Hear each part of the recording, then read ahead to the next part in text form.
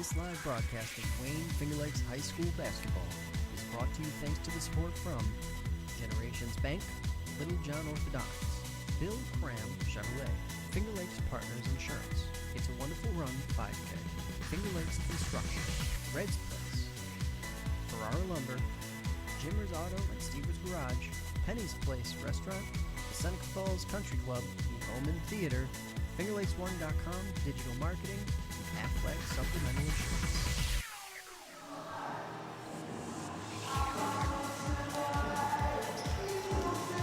Good evening, everybody. Welcome inside Arthur L. Baker Gymnasium in Seneca Falls, New York, site of tonight's Section 5 Class B quarterfinal matchup between the number 1 seed in Class B, the Mynderse Academy Blue Devils, and the number 8 seed, Wellsville Tigers.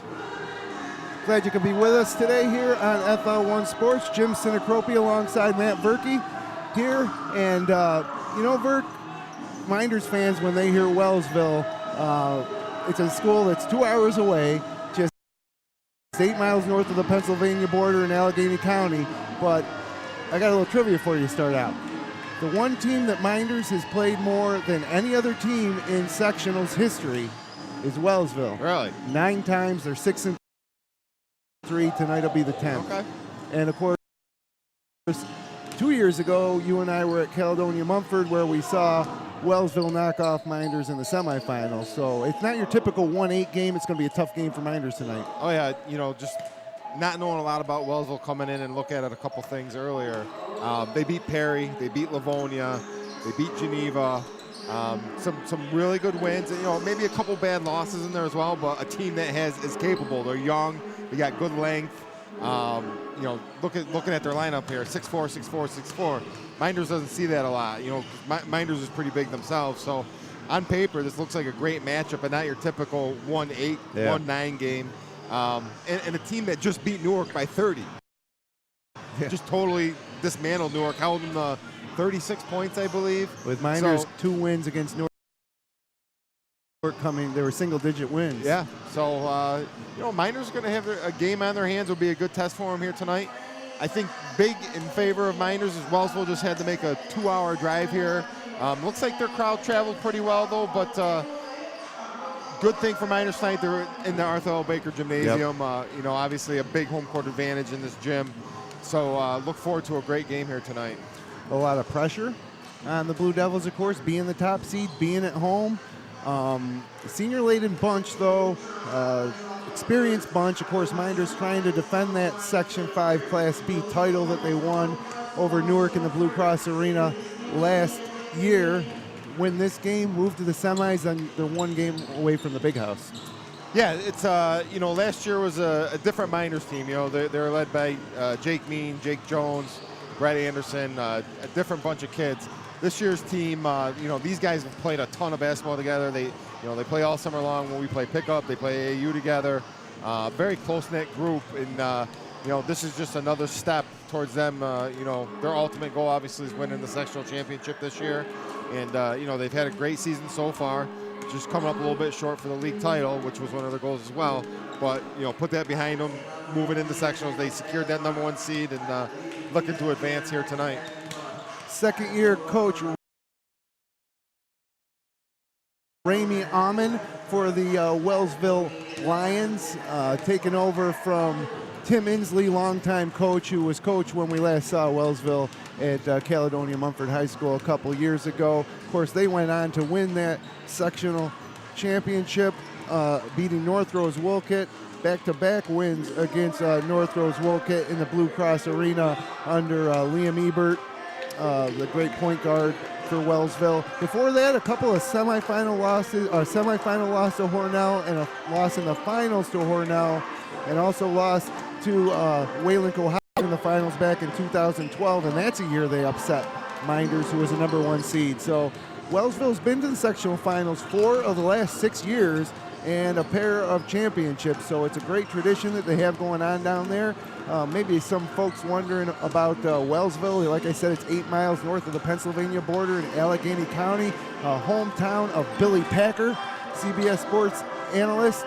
And it's a oil drilling town, but it's not named Wellsville because of that. One of the town founders' last name was Wells, and then it was after that they named it Wellsville. But you're full of information on Wellsville. Hey, Wikipedia, and I got to give credit where credit's due. Mynderse, your teammate in 1990, class of 1990, Brad Connor, did a little research and found out that stat about Wellsville and Mynderse. So this will be the 10th time they've met in Section 5 postseason. After Wellsville, Mynderse has played Leroy the most, and after Leroy, Sodas the most. So Sodas? Yeah. Really? I couldn't tell you the last time Mynderse played Sodas. I think that Sodas was B for a while, and then they were probably C's with Mynderse, but that goes back to all time. And when I was in high school, we played Leroy. My junior, we beat him in the semifinals, so I can understand that one. But again, we've been B and Leroy's a C school now, so we won't be seeing them anytime soon unless we drop back down. So talking to Coach Korzaneski a little bit before this game last night, he thinks that Wellsville's very well coached, disciplined. They run a lot of great man-to-man sets. He says their man-to-man offense is scary, so it leads me to believe that we're going to see a lot of 1-3-1 maybe tonight. Yeah, they've relied on that, especially when they got 6'5". He looks about 6'6" now. Darren Miller. When he comes into the game, they like to go that 1-3-1 and use his athleticism and length up front in the 1-3-1, and it's been very effective for them this year. They've gone to it numerous times, especially when their regular man isn't working. They don't play a lot of traditional 2-1-2 or 1-2-2. They play a lot of 1-3-1 and straight man, but.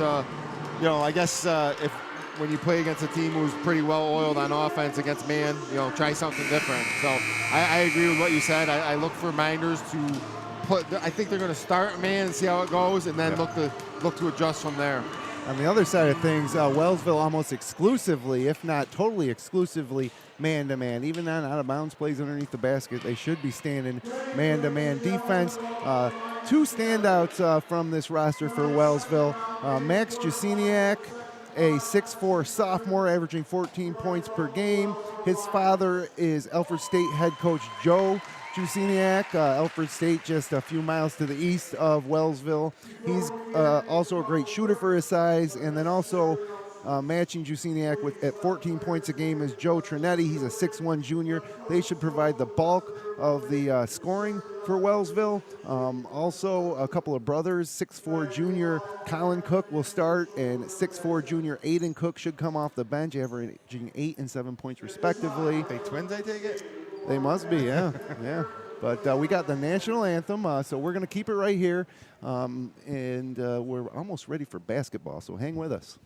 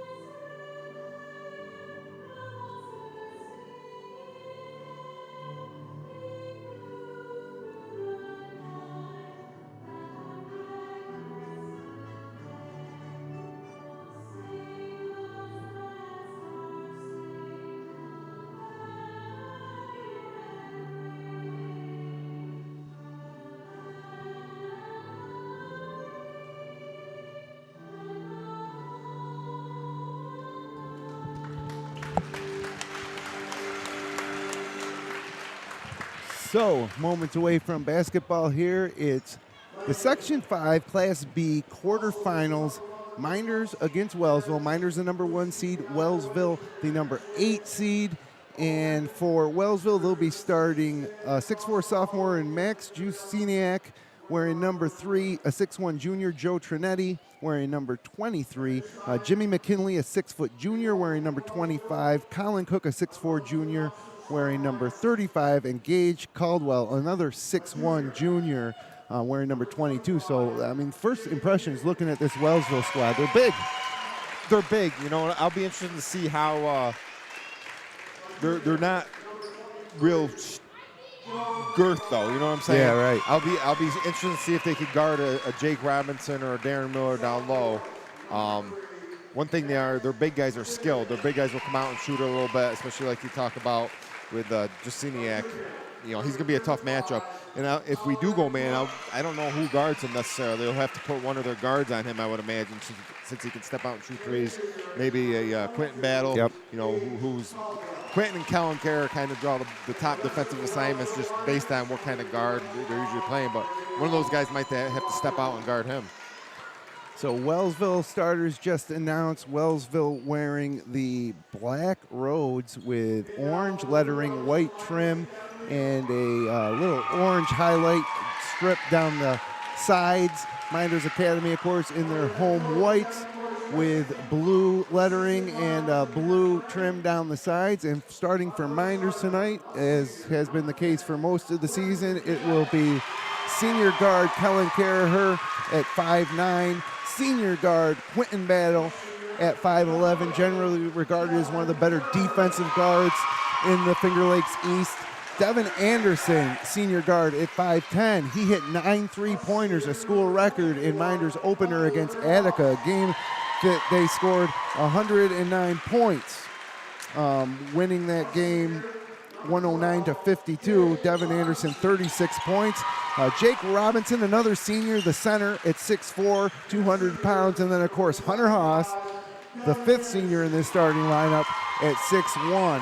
And this group's played together for a long time, won a sectional title last year, although Jake Mean was the player of the year. Brett Anderson was the starting point guard.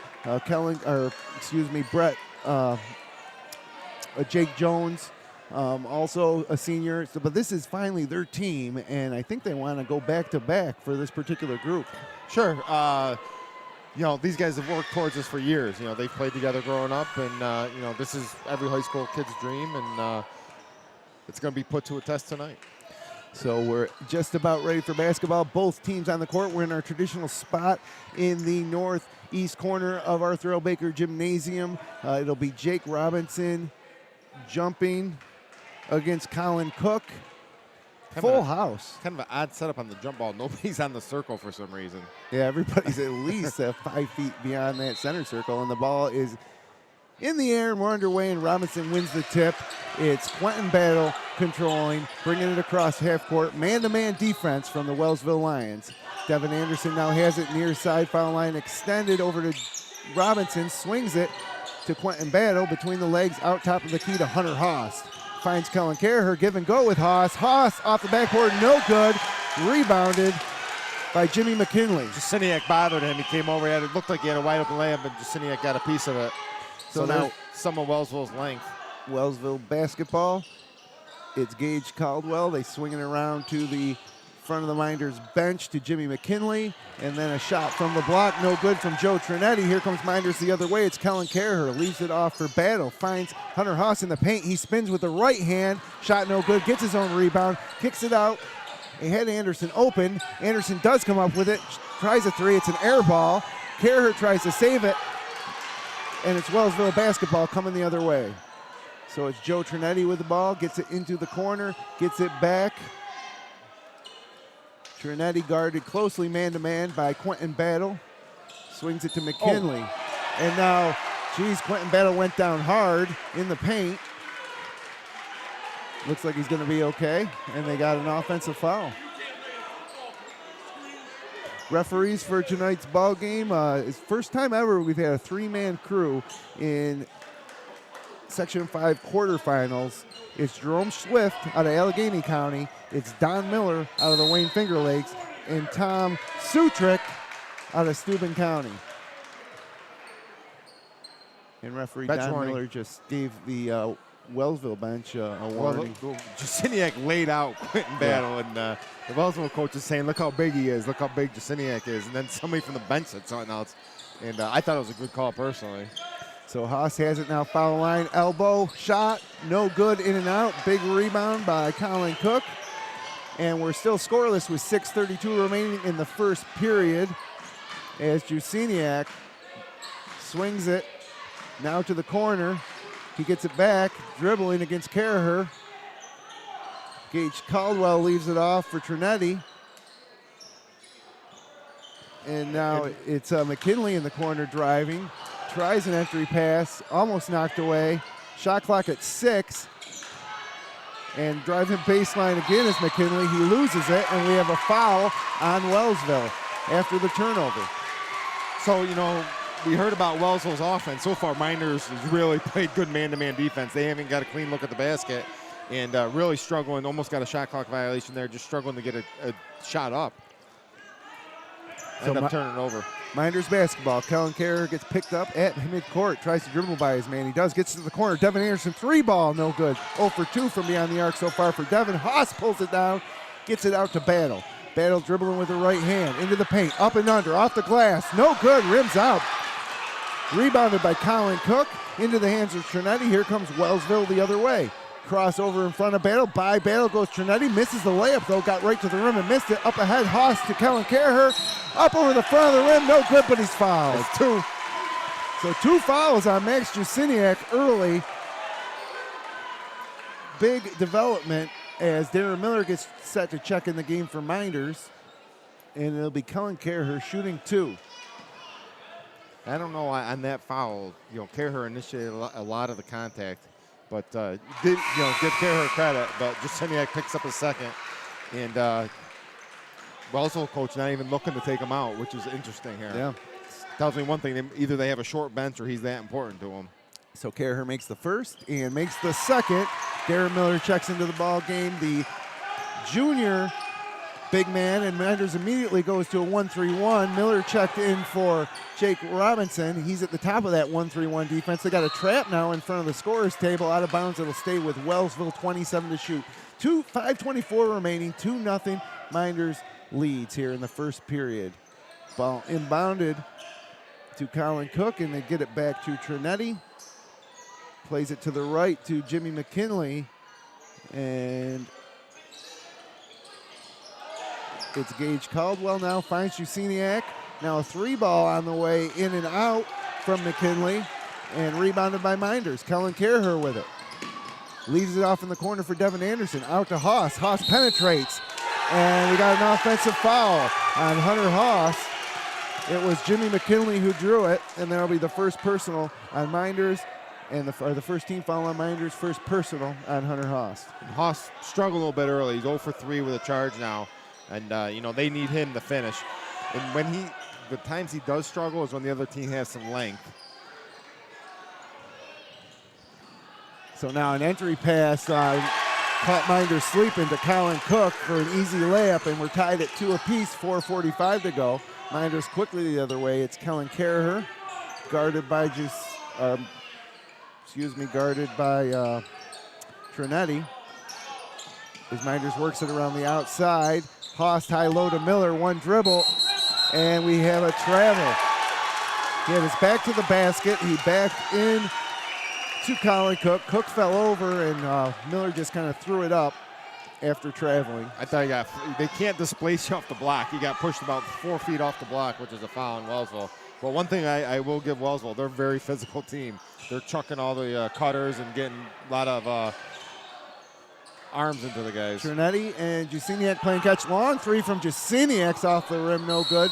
And we have a foul on the rebound. It looks like they're going to get Jimmy McKinley with a foul. That'll be the 4th team foul now on Wellsville. Fouls are piling up for Wellsville early. It's 4 halfway through the first quarter. And 2 fouls on McKinley, 2 fouls on Jusiniak. 2-2, 4:10 to go here as Carrer brings it up against Gage Caldwell. Aiden Cook into the ball game now for Wellsville as well. His battle penetrates, loses it, gets it back, gets it to Haas, top of the key. Now it's Carrer driving left side. Double clutch off the glass, misses, gets his own rebound, puts it up and in. First field goal of the night for Mynderse. Carrer has all 4 of the Blue Devils points. It's 4-2, 3:43 to go. And Wellsville gets to work the other way in front of that Mynderse home crowd. It's Joe Trinetti with it, guarded man-to-man now by Battle. He spins, gets it up top for a jump shot at the foul line from Colin Cook, no good. Rebounded by Mynderse, and here comes Caraher pushing it again. Leaves it for Miller, tries a 3-ball, and hits it. 7-2, Blue Devils lead. I think that might be the first try I've seen him make this year. Since he was on JVs when he used to shoot a ton. So, he can shoot it, and Coach Korzeniewski wants him to. So Wellsville back at it, and they find a wide open Joe Trinetti underneath the basket, but Quentin Battle fouled him before the shot. And Battle baskets. They did count the basket at the moment. Terrible. He blew the whistle before the basket went in. Yeah, count the basket. Foul should be on Quentin Battle. And they're taking now. They take the ball out of bounds. How can they do that? The foul must have came after the whistle came before the basket. Yeah. So the scoreboard says 7-4. And who was that scored that? That would have been Jimmy McKinley, I think, or was it Trinetti? Anyways, I don't know, but that's a terrible call. Wellsville gets it to Jusiniak off the inbound, drives baseline, and kisses it off the glass for her first basket. 7-6 the score. They never posted the score, the foul for Battle either. I'm assuming it was Battle. Battle penetrates to Haas. Now Cabot into the ball game. Left-handed three, no good. Long rebound into the hands of Caraher. He spins way back out top to Battle. Battle thought about a three. Fresh shot clock now. Cabot holds over to Battle, top of the key. Against this man-to-man Lions defense, he drives, double clutch, misses a shot, gets his own rebound, back up again. He's fouled, and the basket's good. So 9-6. Yeah, I was going to say Battle's been really quiet. That was his first 2 shot attempts there, but did a great job fouling the shot, got it back, and made a really tough shot and drew the foul. And again, Wellsville's piling up another foul. They got 5 now. So Battle to the free throw line. Off the front of the rim and rolls in. So the lead now 10-6. Wellsville foul on Aiden Cook, his first. And it's Gage Caldwell now. Getting it over to Cook. And Cook throws it away into the hands of Hunter Haas. Mynderse looks to go the other way, but Wellsville back on defense. Kellen Caraher, top of the key, drives into the lane, double clutch, up and under, rolls off. Miller with the rebound, up over the front of the rim. No, it rolls off. Rebound pulled down by Caldwell. And Jusiniak controls, dribbles by Caraher with the left hand to the rim, up and under, misses, but we have a foul. This ref made every call, I think. And that's Don Miller from the Wayne Finger Lakes leagues. He's blown his whistle. There's 3 refs here tonight. This guy's blown, if there's 8 fouls been called, he's called 7 of them, I bet. And a lot of them, they weren't even his calls. So that foul goes to Darren Miller, his first. Jusiniak now to the free throw line to shoot 2. First shot is no good. 1:51 to go here. 10-6 your score. Home team leads, Mynderse. Got a full house. Wellsville traveled really well, made the long 2-hour drive from Allegheny County up to Seneca Falls, New York. Their side of the gymnasium is almost full. The Mynderse side packed to capacity. Good turnout from the students tonight. Jusiniak makes 1 of 2 free throws. And it's 10-7. So for Mynderse, it's Haas, Battle, Caraher, Miller, and Devin Anderson. As Quentin Battle now dribbles across the midcourt line. Plays catch with Haas and Caraher. Haas finds Caraher now on the block. Spins right hand over the front of the rim and good. 6 points for Caraher early, playing really aggressive. 12-7 your score. 1:32 to go. Quickly the other way comes Wellsville. Baseline jumper by Aiden Cook, no good. Got his own rebound missed. Got his own rebound back. And this time he's fouled and puts the third attempt through. And that makes the score 12-9 with a free throw to follow. And the foul goes to Hunter Haas, and that's Hunter Haas' second, and that's a huge development for Mynderse. So plenty of fouls early as Jake Robinson checks back into the ball game for Haas, who checks out. Yeah, that's, so Coach Korzeniewski likes to take Hunter out with 2 fouls, which, minute 25 to go here. Good move. Free throw by Cook is good. Old-fashioned three-point play. And now up ahead quickly is Mynderse. Caraher tries to drive by his man, does. Now kicks it out to Anderson, who passed up the 3. Got it to Battle. His 3-point from the attempt blocked. Caraher with a great save. Oh! And good! Miller slams it home with the right hand. 14-10. And now down to the ground goes the Wellsville ball handler, but a foul on Darren Miller. That will be Miller's second if they do, in fact, give it to Miller. They do. 2 fouls on Miller, 2 fouls on Haas, and that play was really, that dunk was really a result of tremendous hustle from Kellen Kerr, who gave up his body on the baseline to save it. And I think it was tipped. I was going to say let it go. Yeah. Kellen, didn't know it was tipped, obviously. Made a great play right to Miller. And, I knew Miller was very athletic, but just one step and a one-handed dunk was pretty nice. 30-second timeout now from Coach Ramey Amon. And it's 14-10, 53 seconds to go here in the first period. Jim Sinicropi sitting in the corner of Arthur L. Baker alongside my broadcast partner, Matt Verkey for FingerLakes1.com. Happy to bring you our second of what could be, or likely will be, many more postseason games here in the Wayne Finger Lakes. And, Verk, did you hear that halftime score of the Clyde game in Class D? Clyde winning 71-8 over Fillmore at halftime. That's ridiculous. And Clyde got into Class D by like one student, and looking the role so far as we expected in Class D. And this game is the physicality of this game is impressive. I mean, Wellsville grabs and holds, and we're kind of doing the same now, trying to meet. Luckily, Mynderse kids have come out and met their physical play. So 14-10 to the score, 50 seconds left, 23 to shoot for the Lions with the basketball. Jusiniak gets it into the corner to Cook, and now it's up top to Caldwell, picks up his dribble, finds Jusiniak, almost knocked away by Kerher. Trinetti with the basketball now, dribbles against Battle, drives, leaves it in the corner for Caldwell, who kicks it way over to Cook, drives against Anderson, up off the glass and good with the right hand. Strong take from Aiden Cook. He has 5 points. Kerher with the ball now, quickly the other way. Mynderse trails by 2, up to Quentin Battle at the top of the key. So it's Battle, Kerher, Keegan Baker into the ball game. Jake Robinson and Devin Anderson. Kerher works off a pick from Robinson. Robinson slips off the pick and misses the chippy. Rebound by Wellsville, and another foul, this time on Battle, about 50 feet away from the basket. That'll be 2 on Quentin Battle. So 2 fouls now on Haas, 2 fouls on Darren Miller, and 2 fouls on Quentin Battle. Wellsville's getting away with some pushing in the post in a big way. Trinetti with the basketball, pulls up at the buzzer, and it hits the front iron, no good. So your score after 1 period of play is Mynderse 14, Wellsville 12. We've got a really competitive basketball game here in Seneca Falls. Winners goes to the semi, losers season's over. Stay with us. We'll be right back after this word from our sponsors. Federal loans not enough to cover the cost of your college education? The private student loan available through Generations Bank can be the answer to your funding needs. Learn more online at mygenbank.com or call 315-568-5855.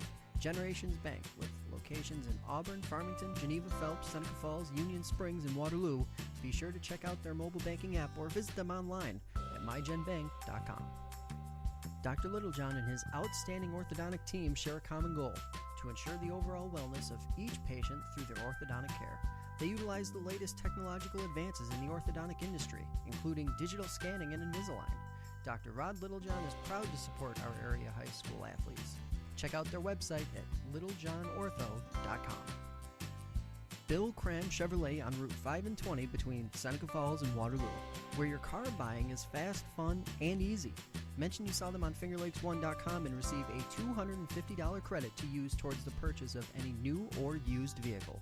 Browse their inventory at BillCramChevrolet.com or stop in and see why you'll save plenty on 5 and 20 with Bill Cram Chevrolet.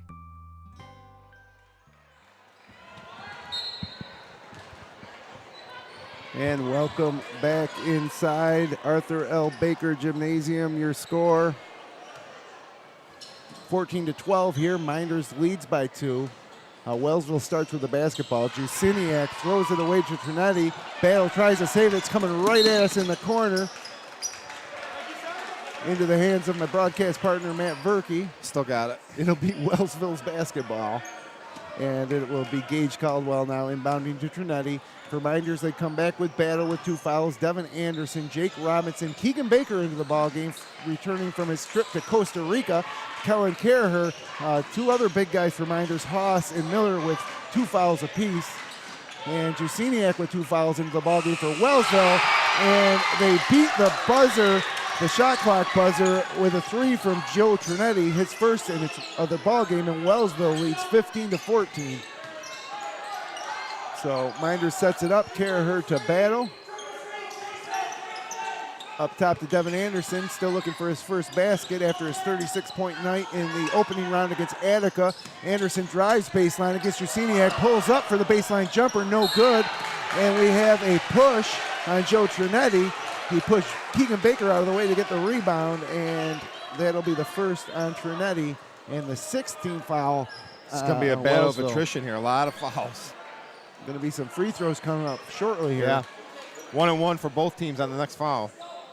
So Minders will inbounds underneath their own basket. Caraher right in front of Seneca Falls School Superintendent Bob McKevney in attendance tonight, and it's off the hands of Devin Anderson and out of bounds. It'll be Wellsville basketball. They lead 15-14, 6:54 here to go in the second quarter. Coach Almond's doing a little offense-defense with Max Jasiniak here, trying to protect him with the 2 fouls, which is a good move. Just got to hope he doesn't get an offensive charge or something. Points not coming easy for either team here, just 15-14 with 6:47 to go. As Wellsville gets to work, Jasiniak off a pass, tries a 3 from the top of the key, no good. Boy, did Cook get up for that rebound. And now it's Cook off the glass, but an offensive foul. Jake Robinson drew it. So that was Colin Cook with a great rebound, found his brother Aiden Cook. And now Aiden Cook has picked up his second foul. And we have Sean Whitehouse, a 5'7" senior, into the ball game. He'll match up against Devin Anderson on this Wellsville man-to-man defense as Caraher brings it across half court, guarded closely by Gage Caldwell. A lot of pushing going on out there. Quentin Battle hit the deck, and now we got an offensive foul away from the basketball on Minders, going back to Wellsville. And that foul's on Jake Robinson, his first. 3 refs out there, and they're missing a lot of calls, I think. Yeah, right in front of our broadcast table, we saw Quentin Battle hit the deck. And sure, yeah, Minders now in a 1-3-1 as Darren Miller back in the game with those 2 fouls. Who was that last foul on? Robinson? Yeah, it was on Robinson. Jumper from Trinetti, no good. Nice rebound by Devin Anderson. Darren Miller up ahead to Devin Anderson. Open for 3, passed it up. And now Battle finds Caraher, foul line extended on the far side in front of the Wellsville fans. He spins, pump fakes, bounce pass inside to Jake Robinson. Robinson blocked by Jusiniak, gets it back, finds Devin Anderson for 3. Buttons! 17-15, Blue Devils lead, 5:47 to go. Trap in the corner. But a great move there by Aiden Cook, dribbled out of the double team, drove baseline and finished. Tie ball game, 17 apiece. Caraher working against Caldwell. Into the corner to Devin Anderson. Anderson crossover. Out top now to Darren Miller. Holds it, finds Anderson in the corner. Thought about a 3. Instead, they swing it back outside. Battle has it. And now Jake Robinson goes down, no call. Darren Miller, top of the key, dribbles and travels. Left his feet, thought about passing it to Caraher, came back down. And I think Coach Korzaneski is pleading with referee Don Miller. Now, of course, it's tough for us to see what's going on the opposite end of the court, but we got a 30-second timeout taken by Minders.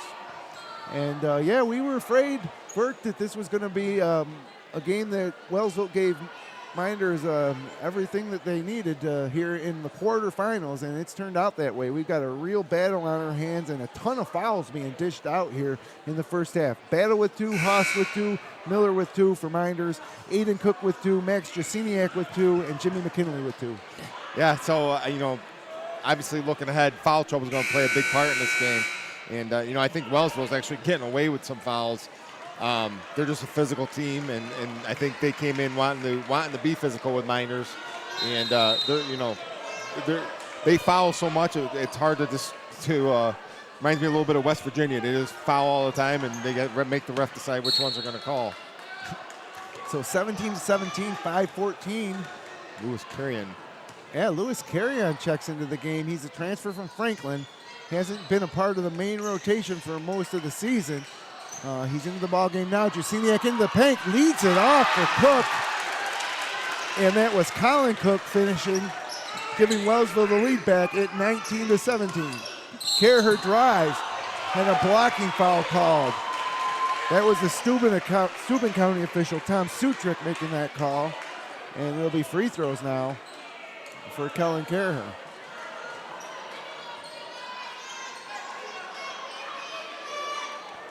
Once again, 19-17, 4:51 remaining. Both teams in the bonus. That's the 8th team foul for Wellsville. And they give that one to Joe Trinetti. Now he has two, so the Kerher's free throw, front end of the 1-and-1, no good. Rebounded by Aiden Cook. And now Trinetti with the basketball, guarded man-to-man by Kellen Kerher. Cook goes baseline, and Lewis Carrion fell asleep on defense, but fortunately for Mynderse, Colin Cook blew the chippy. Up ahead comes Mynderse the other way, and Carrion picks up his dribbles, tries a three ball, no good. Not sure if Coach Korzenski wanted that shot. Pulled down by Aiden Cook, gives it up to Jusiniak, up to Trinetti now, guarded man-to-man by Devin Anderson. Baseline jumper from Cook on the way. It's an air ball. Keegan Baker with the rebound. Mynderse pushes it the other way. Carrion with the basketball into the corner to Devin Anderson. Three ball on the way. No, back iron. Big rebound by Keegan Baker. Keeps it alive, but then he dribbles it away. He's on the ground. We're going to have a jump ball. So kind of crazy for, 4 minutes here in the second quarter. Keegan Baker seeing a lot of time. Lewis Carrion into the ballgame for Mynderse. I assume Coach must not be happy with something that's going on, maybe with Quentin. Not happy with Jesse Cabot. Now Darren Miller Keegan checks in for Keegan, and now other interesting thing, Miller with 2 fouls. He's been playing, but Hunter Haas remains on the bench with 2 fouls. Yep. Kerher inbounding underneath his own basket, lost it up to Miller on the block. Miller dribbles. Tough pass to handle for Robinson. Luckily, it ends up in the hands of Lewis Carrion. He drives, finds Kerher. He drives himself against Caldwell. Up and under, off the glass. Gets the roll. Great effort by Colin Kerher. Mynderse ties it back up at 19 apiece with 3:44 to go here in the second. Trinetti left open for 3, and he hits it. His second 3 of the quarter, and now Wellsville up 22-19. Kerher with the ball coming the other way. Top of the key, finds Lewis Carrion. Carrion, left-handed dribble, picks it up, back to Kerher. Kerher thought about a 3, drives against Caldwell. Up and over Caldwell on the baseline, and the kiss. Kerher keeping him in the game really right now. It looks like Coach Korzenski thinks that Caldwell-Kerher is a matchup he can exploit, because Kerher's been taking him one-on-one the past few possessions. And now Caldwell with the ball, guarded by Kerher on the other hand. Double team, Kerher hits the deck. Korzenski wanted an offensive foul. It was a charge, without a doubt. Yeah, instead, they gave him a travel. That was Jerome Swift. Offensive. The Allegheny call. And Burke wants Jerome Swift to call that an offensive foul here as he passes in front of our broadcast table. And now Kerher again works against Caldwell. Leaves it off for Jake Robinson, who tries a 3. Off the mark, rebounded by Colin Cook. Or that would be Aiden Cook. The brothers, Aiden and Colin Cook, both playing big for Wellsville. Now an entry pass to Aiden Cook, and he finishes off the glass. And he has 9 points. Wellsville up 3, 24-21. Kerher picks up his dribble, finds Devin Anderson, guarded by Trinetti. Inside to Robinson, skips it over to Kerher. Kerher tries a jump shot. It's a 3-ball, and it's good. And good thing for Mynderse that Kellen Kerher came to play. He has 12 first-half points here for the Blue Devils. We're tied up at 24 with 2:06 to go here in the first half. Gage Caldwell now. Mynderse back in that 1-3-1. It looks like they're trapping Trinetti now into the corner to Sean Whitehouse. And a drive and a scoop shot, no good by Caldwell.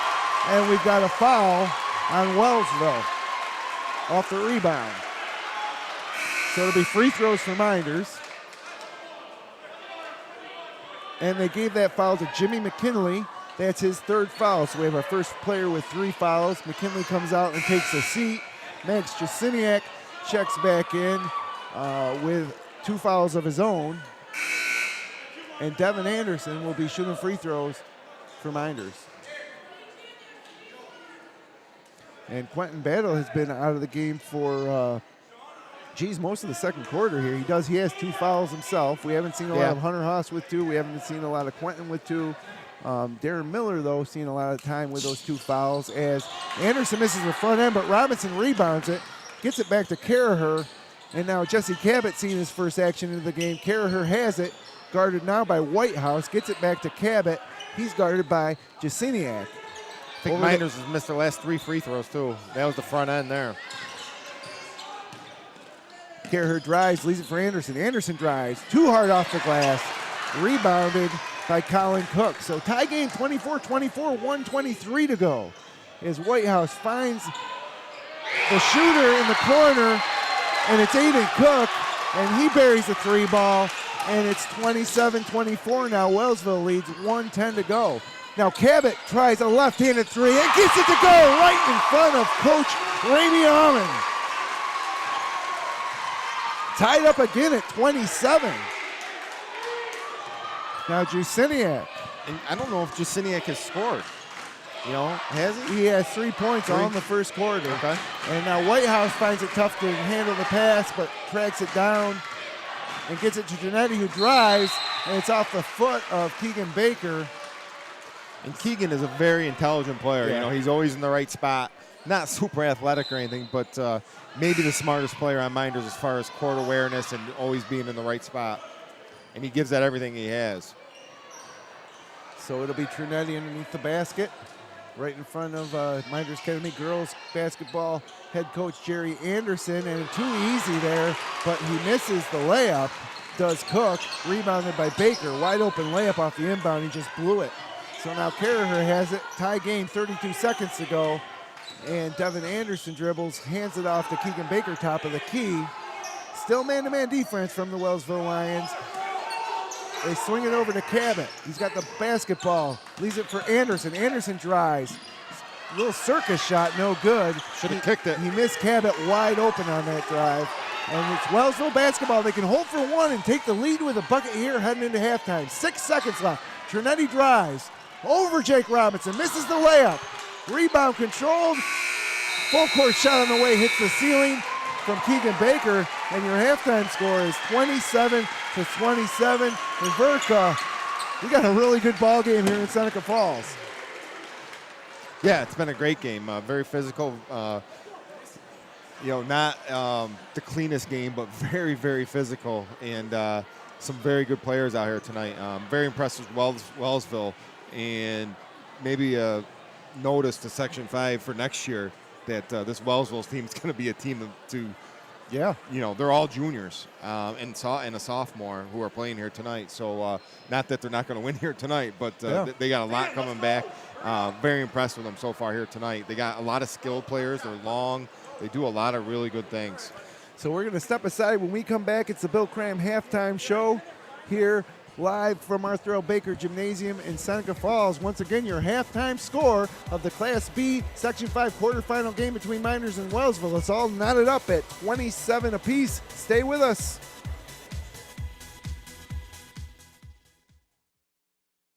FingerLakes1.com's live coverage of Wayne Finger Lakes High School basketball is brought to you thanks to the support from Finger Lakes Partners. Insurance for your life, home, auto, and future.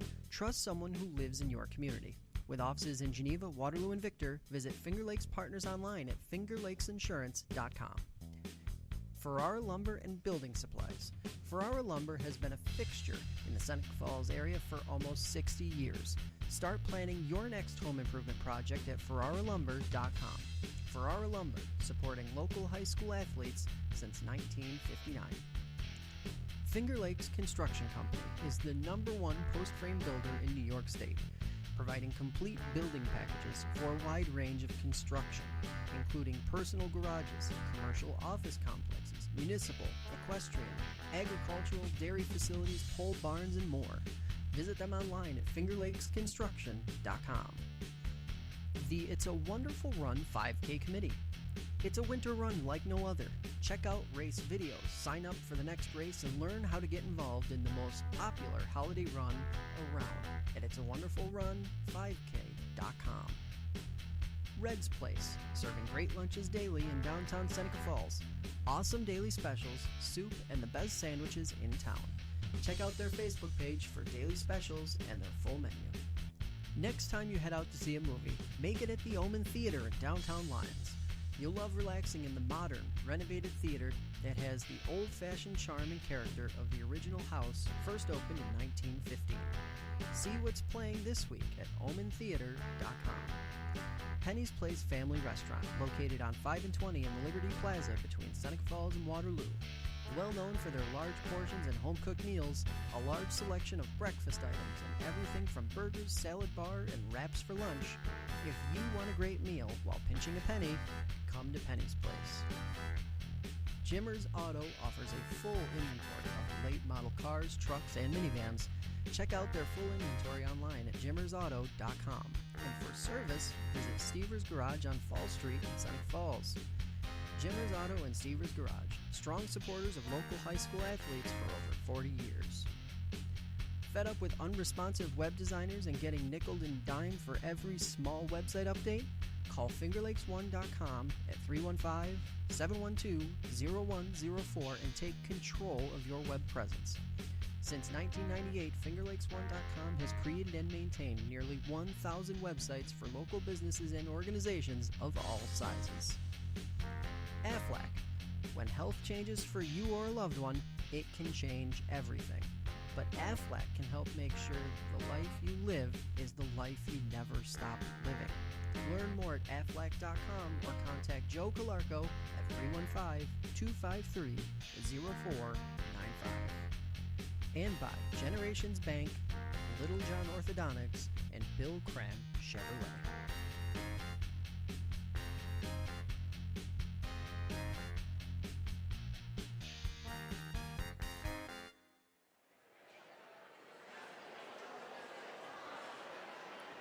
And welcome back inside Arthur L. Baker Gymnasium, Seneca Falls, New York. Your halftime score, 27-27. Mynderse and Wellsville all knotted up in the Class B Section 5 quarterfinal game here.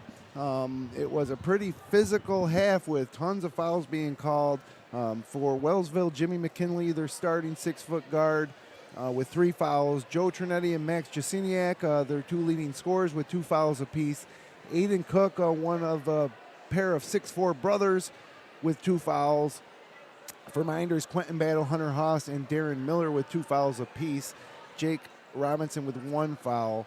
And, Verk, first of all, this is the Bill Cram Chevrolet halftime report. And we thought this would be a good game. Wellsville had to make a 2-hour drive, but they came ready to play a very physical game. Just comment a little bit about just the general style that we're seeing out here and maybe how the officials, this 3-man crew is playing a part. Yeah, I was just talking to my dad and some other people. 3 officials, and it's strange because you got one guy making all the calls, then another guy maybe making up a call here and there. I think they might be better off just having 2 on a small court like this. But, there's 3 guys, and there's basic rules of basketball. When you're posting up, you can't take and shove a guy with 2 hands off the block. You can't hold. And Wellsville's getting away with it, in my opinion. Very fit, to their credit, very physical. And I know Coach Korzaneski's looking for it. But, there's a difference between being physical and fouling. And I think Wellsville's fouling every single play. Yeah. Yeah, I mean, it is extremely physical. A lot of bodies hitting the deck. And,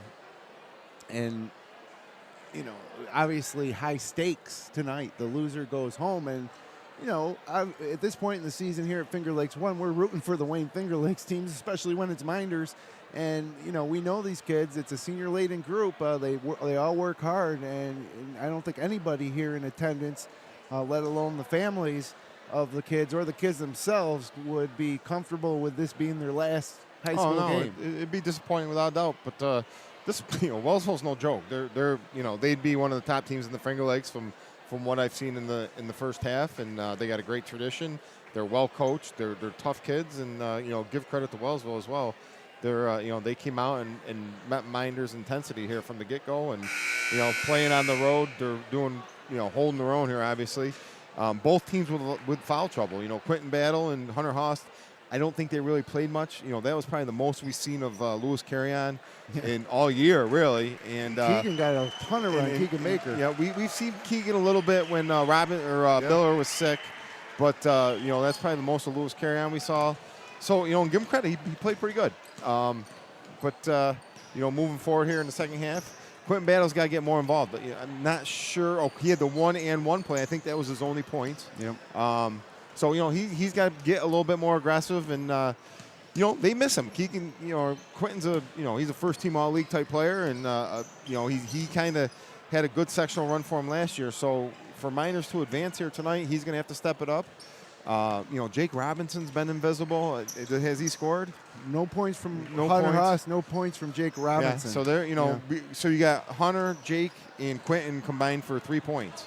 That's a tough thing to overcome. So I'll run through the scoring for you real quick. For Mynderse, Kellen Caraher led the way with 13 points. And then it was Darren Miller with 5, including 1 3-pointer and 1 right-handed jam. Jesse Cabot with a 3-pointer, Devin Anderson with a 3-pointer, and Quentin Battle with 3 points the old-fashioned way with a 2-point bucket and a foul made the free throw. So for Wellsville, Aiden Cook, the 6'4 junior, the one of the 2 Cook brothers that doesn't start, leading the way with 12 points. Joe Trinetti, 6 points. Colin Cook, Aiden's brother, with 4. Max Jasiniak, the team's leading scorer, with just 3 all in the first quarter. And Jimmy McKinley with 2. So 27-27. And I don't think either team's going to complain in the halftime locker room about their defense. They're trying to find ways to score the basketball. What do you think Coach Korzenetsky's going to try to do coming out here in the second half to score more points? I think one thing he's probably telling the kids, you got to meet their intensity, meet their physicalityness. They got to get Mynderse scores a lot in the block. They're getting nothing from Hunter Haas in the block, nothing from Robinson in the block. Maybe get to pound the ball inside. I coming in, I said, can Wellsville defend the block? Well, the answer is yes. Yeah. They were, they're not the most. These kids weigh 160, 170 pounds, but they're scrawny, but they're put together. They're fighting and pushing and scrapping. And, Mynderse got to hold their heads and execute their offense.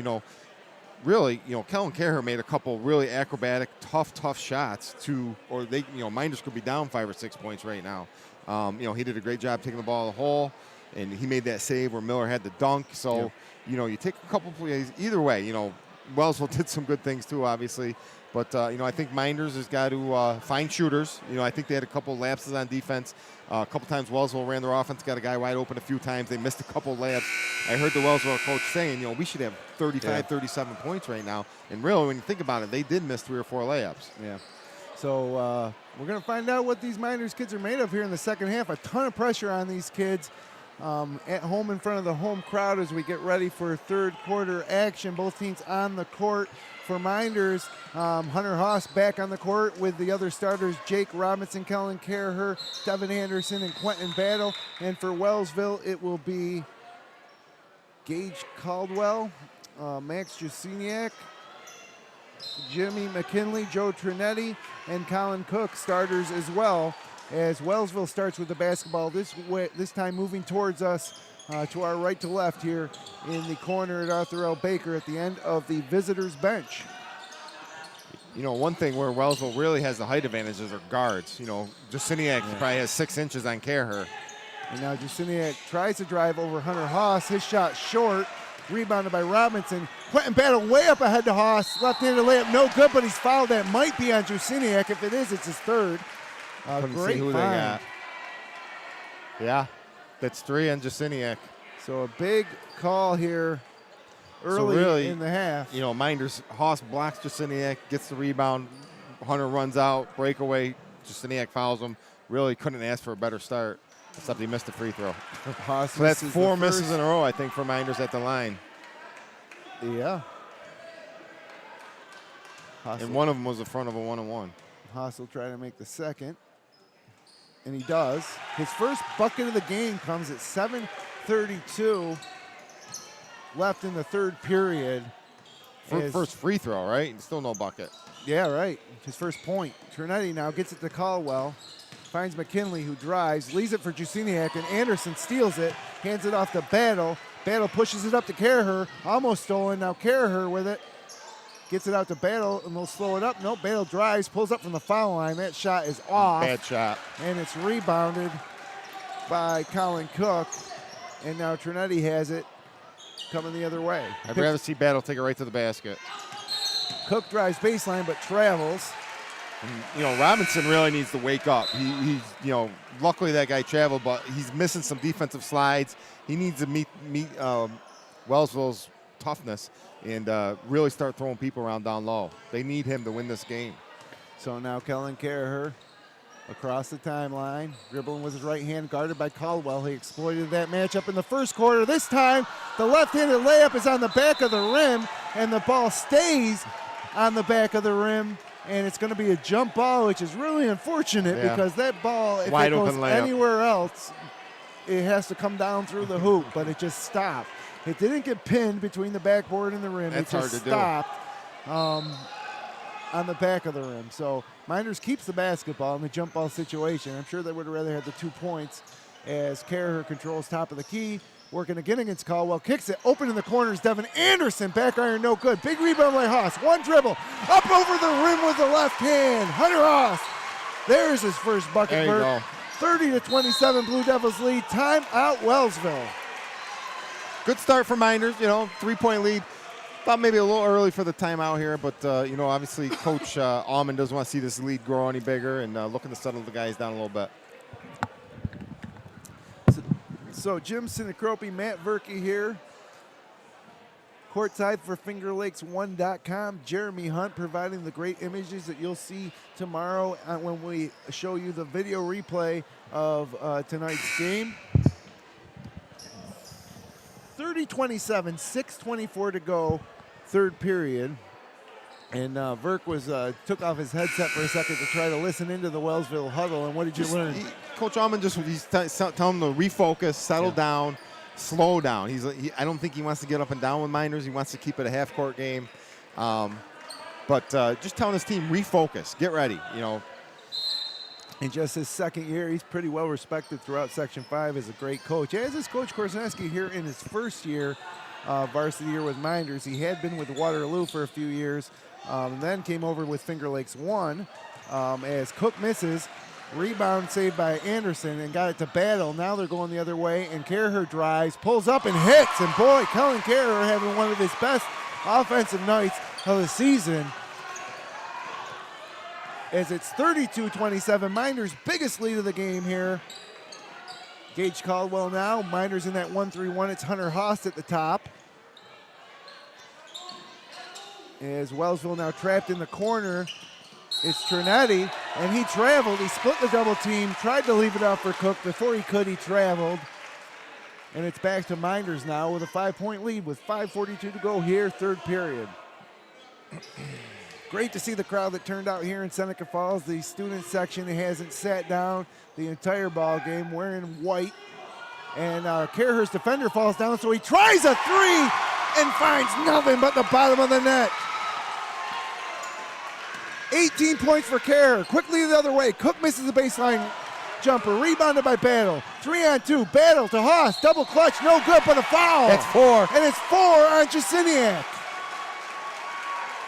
So a great start to the third period here for the Blue Devils, who now lead by 8, 35-27. And Wellsville's leading scorer just picked up his 4th foul.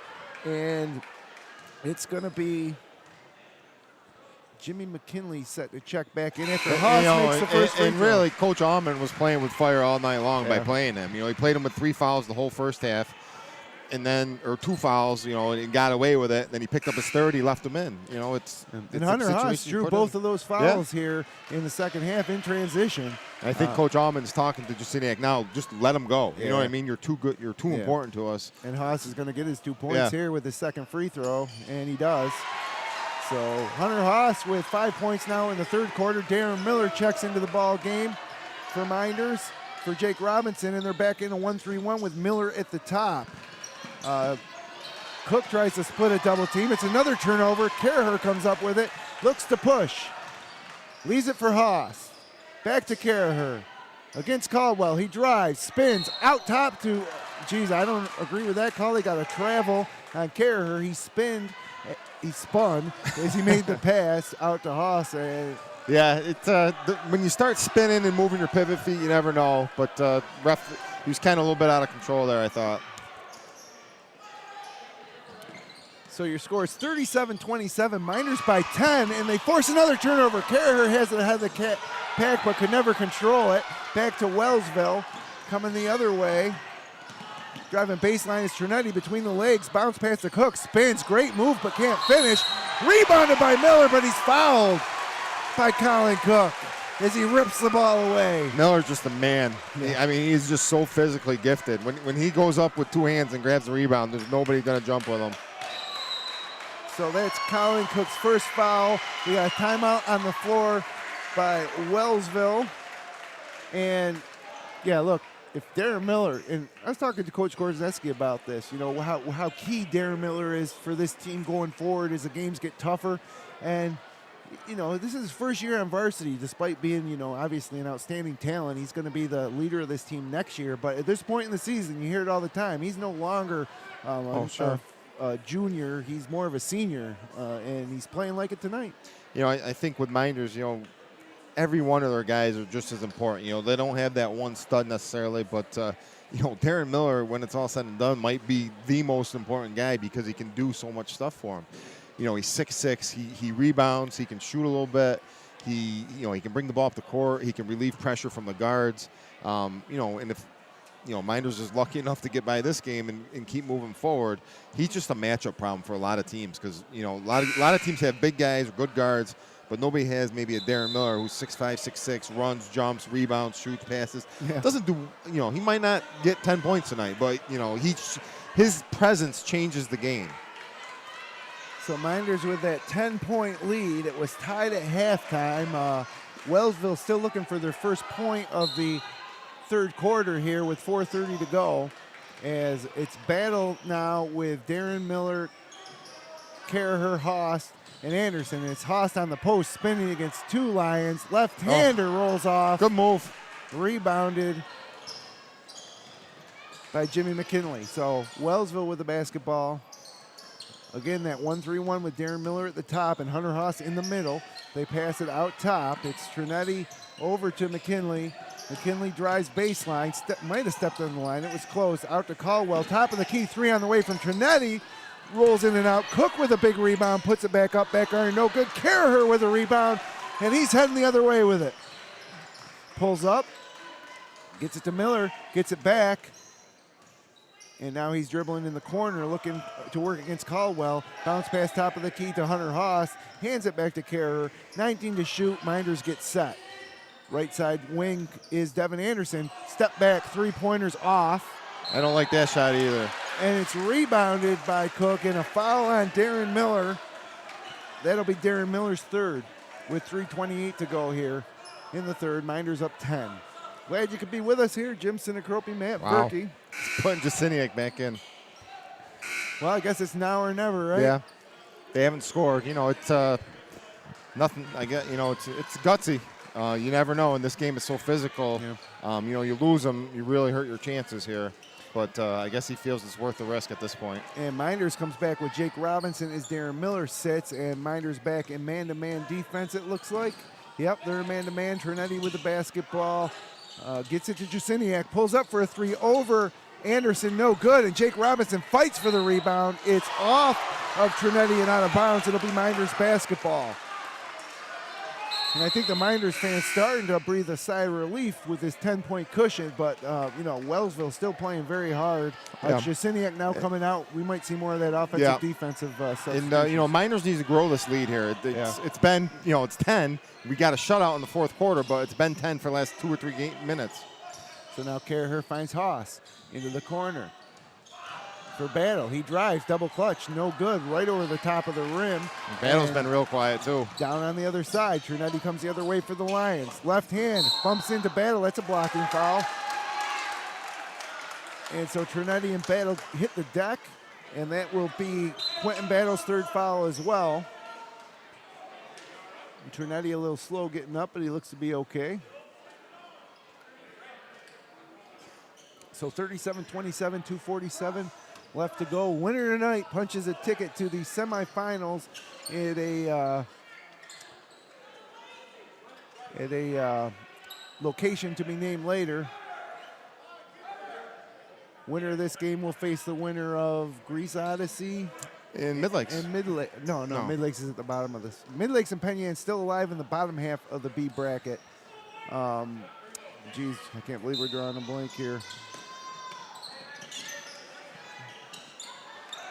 Anyways, it's back inbounds up to the top of the key to Wellsville.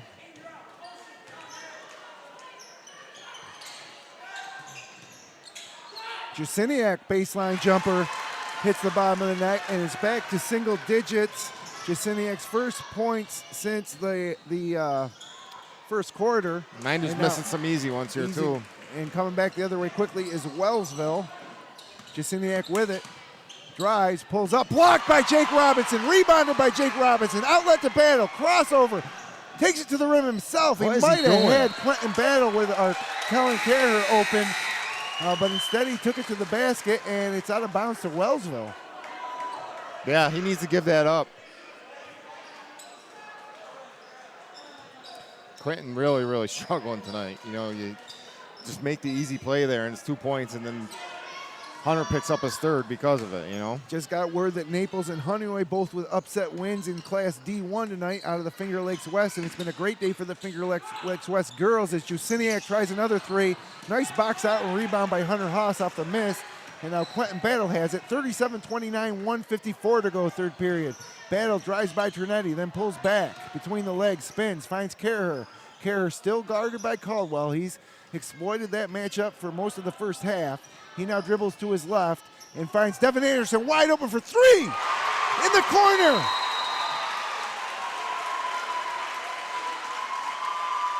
Devin Anderson's second three-pointer of the game. Mynderse now with their biggest lead of the night, 40-39, or excuse me, 40-29. And a great job by Carrer penetrate. Now Carrer could have taken an open 6-foot shot. Actually more of about a 10-foot shot. Recognized Anderson open in the corner, found him. And, you know, I can't say enough about the game, you know, Carrer's having tonight. Yeah. It's just scoring and really controlling the game there. He did a great job. You know, he penetrated in, not forcing it, kicks it to Anderson. And, you know, and that's, you know, Devin doesn't really create his own shots, so he relies on Quentin and Kellen to get him, looks like that. And Kellen doing a nice job there, setting him up. You know, Kellen, I don't know if he's made a mistake tonight necessarily, you know, and maybe besides missing a couple shots, but he's had a great floor game. And really in that first half when nobody was scoring, he was aggressive, taking the ball to the hole and knocking down threes tonight, just having an outstanding game. You know, he works so hard. It's good to see it paying off here tonight. So winner tonight meets the winner of the 4-seed Hornell Red Raiders and the 5-seed Greece Olympia game. Going on concurrently with this one. We don't have any score updates for you there, but we might find out the winner by the end of this one. Here with 1:33 to go in the third, Mynderse has an 11-point lead. It's Wellsville basketball as McKinley with the right hand finds Trinetti guarded by Battle on the far side, foul line extended.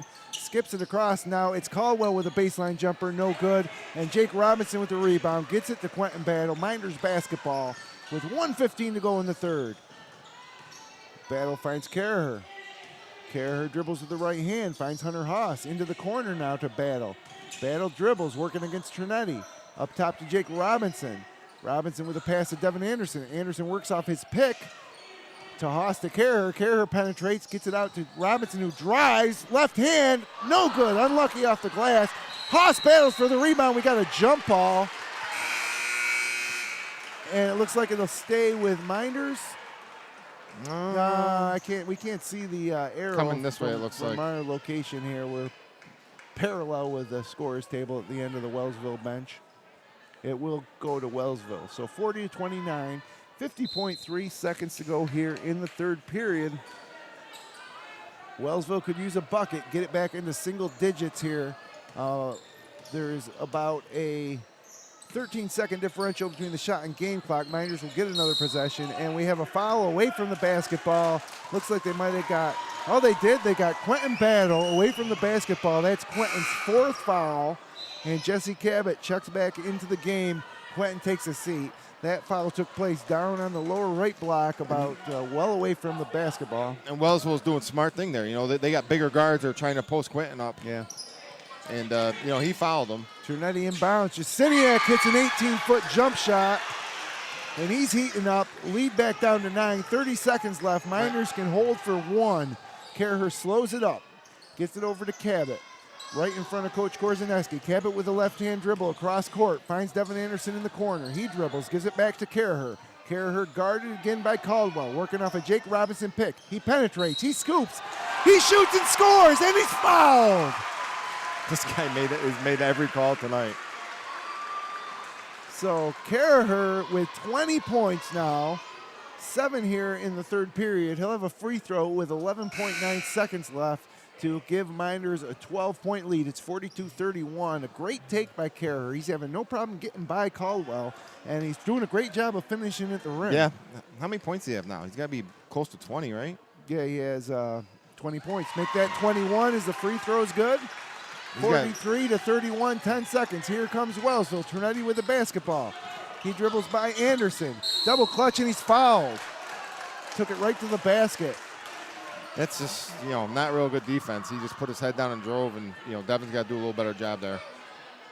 Wait and see who they gave the foul to. He really was met by 3 different Blue Devils in the paint. It could be Jake Robinson. It could be Devin Anderson. They're not posting it, of course. Trinetti's first free throw is good.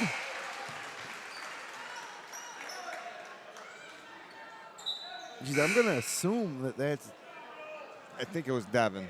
Yeah. I didn't see the call, but... If it was Devin, it was a reach from behind. He ran into Robinson. Of course, Robinson just with 1 foul. If that is Anderson, that's just his first. Second free throw from Trinetti. Back iron, no good, but rebounded by Cook, and he puts it back, and it rolls off. 1 second. Anderson lets fly, but it's blocked. Lets it fly, blocked by Trinetti. And after 3 periods of play here in Seneca Falls, it's the Mynderse Blue Devils with a 9-point lead, or 11-point lead. They're up 43-32. 1 quarter left. We'll see if the Blue Devils can punch their ticket to the semifinals. Stay with us. You're listening to Postseason Basketball on FingerLakes1.com. Federal loans not enough to cover the cost of your college education? The private student loan available through Generations Bank can be the answer to your funding needs. Learn more online at mygenbank.com or call 315-568-5855. Generations Bank, with locations in Auburn, Farmington, Geneva, Phelps, Seneca Falls, Union Springs, and Waterloo. Be sure to check out their mobile banking app or visit them online at mygenbank.com. Dr. Littlejohn and his outstanding orthodontic team share a common goal: to ensure the overall wellness of each patient through their orthodontic care. They utilize the latest technological advances in the orthodontic industry, including digital scanning and Invisalign. Dr. Rod Littlejohn is proud to support our area high school athletes. Check out their website at littlejohnortho.com. Bill Cram Chevrolet on Route 5 and 20 between Seneca Falls and Waterloo, where your car buying is fast, fun, and easy. Mention you saw them on FingerLakes1.com and receive a $250 credit to use towards the purchase of any new or used vehicle. Browse their inventory at BillCramChevrolet.com or stop in and see why you'll save plenty on 5 and 20 with Bill Cram Chevrolet.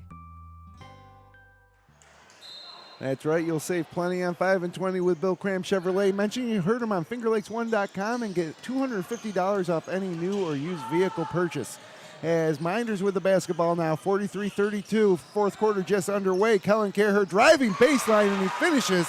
And boy, what a big night for the senior in his last game on this court. It's got to be close to a career high. He's got 23 points right now. 24 against Canandaigua, but... and that was a double overtime game. Yeah. So Cook with the basketball. Entry pass down on the block to Trinetti. And he finds Caldwell. Caldwell shoots, and he's fouled. Robinson. And so that'll be the second. We think it's a second. Yeah, it is the second on Jake Robinson. And, Wellsville really going to Trinetti in the post. And, Yeah. He's a big, strong kid, bigger than any of our guards. Well, I think they like potentially the way he's matching up with Devin Anderson. Yeah, Devin, anybody really. Any of our three, Devin, Kellen, or Quinton, they will post up. Keegan Baker started that quarter. He's coming out now. Hunter Haas checking in. So it's Caraher, Devin Anderson, Jesse Cabot, Hunter Haas, and Jake Robinson. Want to give a shout out to the General Billy Grant, Jake's uncle, listening in tonight, along with Brad Connor in Cincinnati, Ohio. Free throw good by Caldwell. And it's 45-33. 12-point lead for the Blue Devils. And Cabot dribbling the length of the court. Now he just pulls up for three. No good. Rebounded by Cook. And Haas tries to steal it in front of the Minders bench. Couldn't control it. It'll be Wellsville that's a bad basketball. shot. 12-point lead, 7 minutes to go, and he, comes off three, dribbles across the court and shoots a 25-footer. Certainly not the time where Minders wants to totally slow it up, but we don't want to take any quick shots before they get into their offense. I thought they were going to post up and. Susiniak tries a three top of the key, and it rolls off. And Robinson, unfortunate for the Blue Devils, taps it in, going for the rebound as a foul is called on Caldwell. Let's see if they count the basket. The referees look a little confused. Still no call. They haven't counted the basket yet. That was Robinson that put it in. Wow, they're not going to count it. Yeah, I don't see how you can't. The foul's on Jesse Cabot. They don't count the basket. It'll be Wellsville basketball underneath the basket. That's the fourth team foul on the Lions. Minders with 7 fouls this half. 1-1. So that doesn't make any sense. Carrying back in. Yeah. Well, they had a pushing foul on Cabot. Must have been before the tip-in, I guess. In real time watching it, you hear the whistle, you see the ball, it's already on its way to the basket. I think that just surprised them because the guy that got fouled didn't make the basket. Now the referee's conferring at midcourt. It's the Wayne Finger Lakes ref, Don Miller, discussing things with the Steuben County referee, Tom Sutrick. Again, this is the first time in the history of the tournament that we've had 3 fouls, or 3 referees for a quarterfinal game. Usually the boys start with 3 referees in the semifinals. They still haven't posted the basket, so it looks like it's going to be no basket. 1-1 for Caldwell. Shot up and good.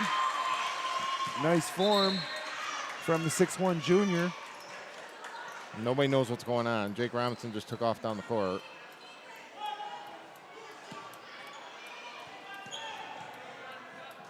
Second free throw now.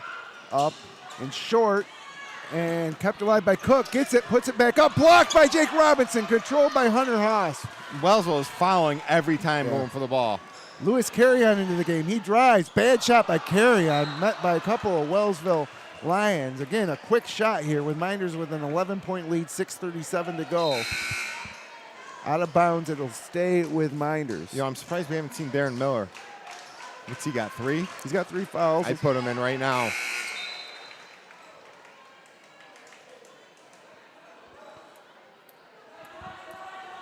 Instead, it's going to be Carrion checks out. It's going to be Anderson, Caraher, Robinson, Cabot, and Haas. And Haas with the ball at the foul line. Looks to go 1-on-1 against Cook. Loses the basketball. Gets it back. Finds Caraher. Now skips it to Anderson. Now Cabot resets with 14 to shoot top of the key. He's guarded by Sean Whitehouse. He gets it to Anderson. Anderson drives to the basket. Right-handed layup off the glass is good. 8 points for Devin Anderson, and Minders with a 13-point lead, 6 minutes, 10 seconds to go. Trinetti drives against Anderson, pulls back out, finds Caldwell in the corner, gets it back to Trinetti, skips it across to Whitehouse, now into the corner for 3 for Cook, no good. Caldwell gets the offensive rebound, finds Cook again, a runner off the back iron, no good, and Caraher comes down with a rebound and gets a couple of taller Lions. Up ahead to Anderson, back to Caraher. Caraher, corner, Cabot, 3-ball, left-hander, off the back iron, no good. Kept alive by Hunter Haas, tracked down by Anderson. Caraher back with it, finds Cabot. To Haas at the free throw line, back to Cabot. Fresh shot clock, 27 to shoot, 5:31 to go, 47-34, and boy, how is that not a foul? I mean, Cabot just got hammered by incidental 23 contact. fouls every single time down the court. And that's Trinetti. Out of bounds to Minders, but no foul call. Sean Whitehouse now checks out of the ball game. Jasiniak back in for Wellsville. Again, he has 4 fouls. Been playing with 4 fouls since about 2 minutes into the third period. They inbound to Robinson now with 20 to shoot. Gets it back to Cabot. And now it's Carraher controlling the ball, guarded by Trinetti this time. And it's Cabot. Dribble left hand, skips it to Anderson. We got a whistle underneath the basket. They finally called Wellsville for a pushing in the post. Let's see what they got. It looks like it might 35. be Aiden Cook or Colin Cook. It is Colin. That's his second. And that is the 15th foul on Wellsville. So Minders will inbound underneath their own basket. On the far side of the gymnasium, underneath the Arthur L. Baker lettering on the wall. And a long pass up ahead. Miller controls it. Now he pulls up for a free throw and hits it with 29 seconds left on the shot clock. And Minders with their biggest lead of the night, 49-34 with 4:58 to go. Cook hands it off to Trinetti. Trinetti spins up and under Anderson and finishes. Yeah. Trinetti now with 9 points. We got a timeout Wellsville. That should leave them with just 2 timeouts at 130 and 160. 49-36. And again, that 15-point lead by Minders before that last Trinetti bucket, their biggest of the game, but still plenty of time, Verk, 4:50 to go. What do you think Wellsville's going to try to do to get back into this one? You know, they run a good motion offense. I don't just keep doing what they've been doing. They've been getting some pretty decent looks. You know, I think they're going to keep posting Trinetti. He just posted up 3 of our guys, basically. Yeah. He spun. We had 3 guys there. Somebody's got to block a shot or step in there. You know, we're a little bit too big on our help side for him to be able to do that. Come over and help our guards. But, you know, Wellsville's got some capable scorers. You know, obviously we've seen Jasiniak come off some picks, knock down some shots. You know, one thing I noticed is Jasiniak's 6'4", but he doesn't like to go in the post stall. He's got Kerr, who's 5'10", guarding him. Yeah. He hasn't seen the ball in the post stall. I don't know if that's in their game plan or not, but it looks like when they want to post the guard, they go with Trinetti. And, you know, Wellsville's going to have to push the tempo here a little bit, which, you know, I don't think that's the way they like to play. But, you know, 4:50 to go, down 13, they're going to have to pick up, you know, maybe try some kind of press, which with Minders guards and Darren Miller in there, tough team to press. But they're going to have to pick up the tempo here and, you know, try to change the pace a little bit. Now, Jasiniak, just a sophomore. Trinetti, a junior. The 2 big men, the Cook brothers, just juniors. Caldwell seeing a lot of time, just a junior. And McKinley, a junior. So everybody that's seen time on the floor tonight, with the exception of Sean Whitehouse, who's come off the bench, who's a senior. And here comes the press. He's going to be back, and we do have a press. It's going to be Caldwell at the point of the press. Is Haas inbounds to Cabot, gets it to Miller. Miller double teamed. Back to Haas, skips it to Cabot. They break the press. And now they find Anderson cutting baseline, but he misses the layup, bothered by Jasiniak, and it's Wellsville basketball. So that's the other advantage of the press. If you can force Minders into some quick shots and they miss it. Now Trinetti drives over a couple of Blue Devils, over Haas, and off the backboard and good. And now that lead down to 11 again, 49-38, 4:24 to go. Carraher drives baseline, leaves it for Haas. Haas misses the layup. Another rebound by Wellsville. And Trinetti brings it across the timeline. Guarded man-to-man by Anderson. You know he's going to the basket. There he goes. Finds a bounce pass, though, and a finish from Jimmy McKinley. And the lead under 10, 49-40. Miller crosses half court, and Korzaneski gets a timeout for Minders. So it'll be a full timeout, 49-40. Minders handled the pressure, then missed the shots. And you know, the difference in this game right now is 2 missed layups by Minders. Yeah. They make those. This is still a comfortable lead. Up 9, they should be up 13. Both pretty open looks. Devins was real open, and, you know, Hunter's was a little contested, but 2 shots they normally make. You know, they went hard and can't take anything away from there. But, you know, Trinetti's giving them all kinds of problems. They're helping, and, you know, he made a nice pass there. He's just you know, going right at Anderson and backing him down. You know, and you can't put battle at him now with 4 fouls. Maybe you go with, you know, do you take Carraher off of Jasiniak and put him on Trinetti? Yeah. Or, you know, I don't know, Hunter's in a little foul trouble too, put a bigger guy on him. Well, Haas hasn't picked up his 3rd yet, so he had 2 fouls early, and we, you know, he set up. I think he did get his 3rd on that on carry-ons, Yeah, when Quentin Battle drove and kind of forced a shot, Hunter went for the rebound, got called for a foul. So it'll be Mynderse basketball. Darren Miller is going to inbound just to the right of the scorer's table in front of the Mynderse bench, gets it back court to Kerr, and with a fresh shot clock, Mynderse gets to work. And it's Quentin Battle back into the ball game with those 4 fouls. Swings it to Haas, back to Kerr. Now Miller has it top of the key, finds Devin Anderson. Dribble with the left hand to the foul line, leaves it for Haas, holds it, finds Battle. Battle working off a Haas pick, gives it up for Miller. And now with 9 seconds to shoot, it's Kerr pulling up. Instead, he dumps it down to Miller, who misses the wide open layup. What a beautiful play by Mynderse, a little high-low. Kellen pulled up for the foul line jumper and instead dumped it to Miller. Now they get a one-on-one down here. And, yep, that's unfortunate.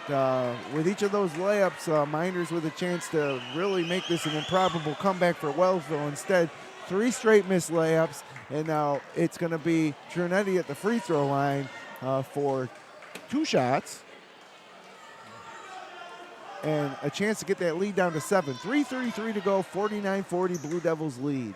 Trinetti's first free throw is no good. It was 1-on-1, rebounded by Kerr. Run clock again, they keep running it down.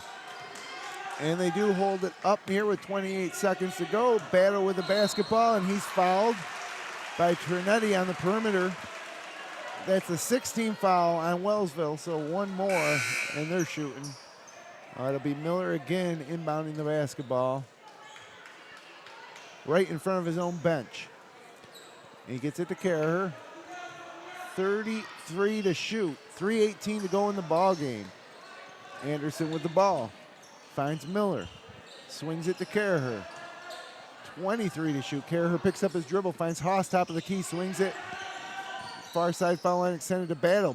Back to Miller, top of the key. Miller throws it away, but luckily Kerr saves it, and we got a timeout Mynderse. Great hustle play by Kellen Kerr. That ball was going to go out of bounds on the baseline. What the hell? What is Miller doing? That was the worst pass. He threw it right at Haas' feet. Haas couldn't get it. Went through his legs, was going to go out of bounds. Out of nowhere, Kellen Kerr lays out, saves it to Battle. Mynderse gets a timeout. But, Mynderse just missing chippies left and right. That was a nice... you couldn't ask for a better possession on that last play. They ran the clock down, ran through their motion, ran through it. Got Miller in the pick and roll, perfect lob pass. I mean, I think he was thinking about going up to dunk it again maybe, and he got caught in between. I'm not sure. But there was nobody within 5 feet of him. They were all closing out on Kerr. He should have just went up and dunked it. He obviously can just take a step and dunk it. Yeah. But, Mynderse, one good thing, they've run about a minute and a half off here in the last 2 or 3 possessions. They have been running the clock down, got a couple resets with some fouls. So, now we're just under 3 minutes, 2:59 to go, 9-point lead. Get a bucket here, and, I like our chances. So, Wellsville back on the court. It's going to be Jasiniak, Cook, Trinetti, Caldwell, and McKinley. And for Mynderse, they're coming back with Battle, Kerr, Anderson, Haas, and is that Miller or Robinson? I can't see through all the bodies. Looks like Miller. So Miller's inbounding it on the baseline. There's 13 seconds to shoot. Mynderse up 9. They get it to Haas in the corner. Now to Battle. 10 seconds to shoot. We got some players getting tripped up in the paint. Anderson goes down, and the whistle blows. Looks like they got Aiden Cook with the foul. That's his 3rd, and Devin Anderson will shoot free throws. He missed the last time he went to the line. He missed the front end of a 1-and-1 in the second quarter, and close this thing out. Mynderse may need to make some free throws. Yeah, they're going to have to. 2:56 to go, 49-40. Mynderse did lead 49-34. Since then, they've missed a bunch of open opportunities at the rim, and Wellsville's chipped into that lead. Now Anderson's first shot is in. And Mynderse really, I think Wellsville was tied at 27 at the half. Yep. Held them to 13 points here in the second half. Really doing a good job on the defensive end. And the second free throw is good. So a couple nice of job by big Devin. Free throws for Devin. 11-point lead, 2:55 to go. Trinetti across the timeline. Leaves it for McKinley. swings it to Cook. Cook guarded by Miller. And now Battle with Jusiniak shooting over him from the top of the key. Long rebound, saved by Wellsville off of Caraher. So with 2:36 to go, it'll be Wellsville basketball. Blue Devils up 11. They'll be inbounding in the corner right in front of their own fans. And it's Jimmy McKinley looking to get it in over Battle. And we have a 5-second call as McKinley couldn't get it in. A quick 5-second call from Don Miller, the Wayne Finger Lakes official. And now Haas inbound. We have a horn. Is that inadvertent? Looks like an inadvertent horn from the scorer's table. And some confusion. Inadvertent horn. And so we got a press from Wellsville. That actually gives Wellsville a little chance to get organized here. Haas with it. Bounces it to Battle. Battle now double teamed as soon as he gets it over half court. Way to the corner to Kellen Caraher, who makes a nice catch. And now Caraher dribbles by McKinley, goes baseline, hands it off for Anderson. Still 18 to shoot, 2:18 to go in the ball game. Quentin Battle dribbling with the left hand now top of the key. Guarded by Trinetti, and Trinetti bumps him. See, I don't get that. You know, you waste 20 seconds, then you foul him. Why not foul 3 seconds in? Yeah, that did look like an intentional foul. So, you know, not the type of intentional foul that would result in Mynderse keeping the ball. But he went out on Battle with the intent to foul him. So now Battle will shoot. 10 seconds, play it out at that point. Yeah. Ball was also 20 feet away from the basket. Yeah. So Battle front end of the 1-on-1's good. Big shot by Quentin Battle. And you remember last year against Early College, Mynderse really struggled to close out that win with a big lead, missing some free throws. Yep. You imagine that these kids learned a lot from that experience? Yeah, I think so. You know, I think this is a little bit of a better free throw shooting team. Yeah. You know, Jake Mean missed a bunch of free throws in that game. Wasn't, you know, as good a player as he Battle was. missed a couple late in that game as well. So, you know, it probably weighs on his mind a little bit, but luckily this one's not as tight as that one that was down the stretch. Well, that game they were up 28 in the third, if you remember, and boy, that was a crazy one. Battle misses the second free throw, so now it's a 12-point Mynderse lead, 52-40. 2 minutes, 10 seconds to go, so the clock is taking its time winding down here in the fourth period, and off the rebound, there was a foul. And again, they're only posting some random But what fouls. a dumb foul. Yeah. You know. Wellsville's going to shoot free throws. It's going to be, that was the 19th foul on Mynderse. It's going to be Aiden Cook on the free throw line. And Aiden Cook, a 62% free throw shooter on the year, as we got a timeout on the floor. Not sure who called that timeout either. I think Mynderse did. So if it was, both teams should have 2 timeouts remaining. 52-40, 2:10 left to go. Glad you could be with us here on a Saturday night on FingerLakes1.com for Section 5 postseason basketball. This is the Class B quarterfinal. The winner will advance to face the winner of Hornell and Greece Odyssey at a neutral court, which will be determined once they decide who wins. Now, let's say that it's Mynderse and Hornell or Greece Odyssey. What kind of, I think they might be talking about Marcus Whitman is perhaps one of the courts they play it on. Yeah, I have no idea. I mean, Greece Odyssey obviously is up towards Rochester, so I doubt that would be Whitman. You know, Hornell, I could see Whitman coming into play there. But I like Odyssey to win that game. Not that I've ever seen him play, but just from following him this year a little bit, I know I've heard Kevin talk about him. Not that he thinks Hornell is just as tough. But I think, who knows if who's it is Odyssey, it would probably be a Wayne County school maybe like Victor. Telmac. No, maybe Victor, Canandaigua. That's where Mynderse was in the semis last year. But still business to take care of here in Seneca Falls with 2:10 to go. Mynderse up 12. Wellsville's shooting free throws. Aiden Cook to the line after the timeout. Where did they play last year? Victor. Part of that doubleheader with Newark and Livonia. That was Victor, wasn't it? Cook makes the first free throw. So the lead down to 11. Mynderse comes back with Jake Robinson and Hunter Haas on the low block for this free throw. Quentin Battle and Kellen Caraher and Devin Anderson. Cook, second free throw attempt is up and good.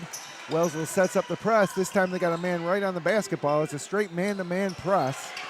They get it into Caraher. He slips, gains control of the basketball, goes behind the back. He's guarded by Whitehouse. They get it across half court and they foul him. So it looks like Wellsville may be looking to foul every time Mynderse gets it across half court. It's a 10-point ball game. Kellen Caraher heading to the free throw line. That should be the 10th team foul for Wellsville, and that's the first foul on Sean Whitehouse.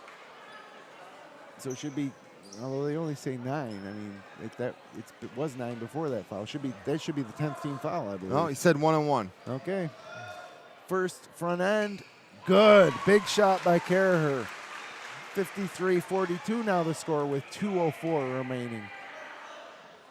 I wouldn't mind seeing, Robinson or Miller's not in. I was going to say I wouldn't mind seeing him going to a 1-3-1 here, just to take away some of the post-up game for Wellsville. Second free throw by Caraher is good. Mynderse back up 12. Now we're under 2 minutes to go. Trinetti drives right past Robinson, tried to draw the foul. The ball rolls in and out of bounds to Mynderse. So now they got Trinetti and Jasiniak checking out. Whitehouse and Caldwell checking in. Obviously looking for a foul after Mynderse breaks the press. And they get it into Haas, but it's batted out of bounds by Jimmy McKinley. And now it'll be Quentin Battle inbounding for Mynderse right in front of the Wellsville bench. Actually, they switch. It's going to be Hunter Haas.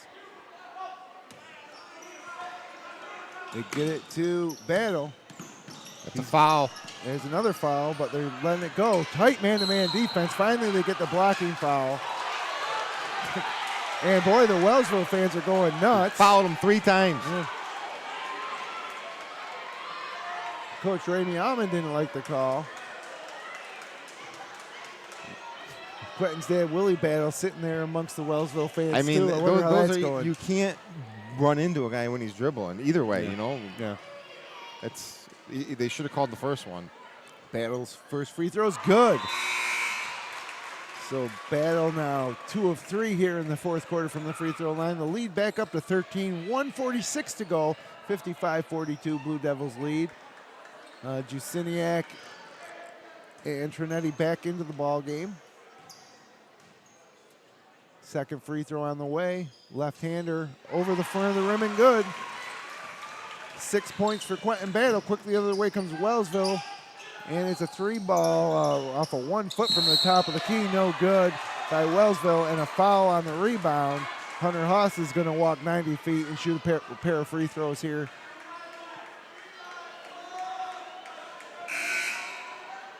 And it's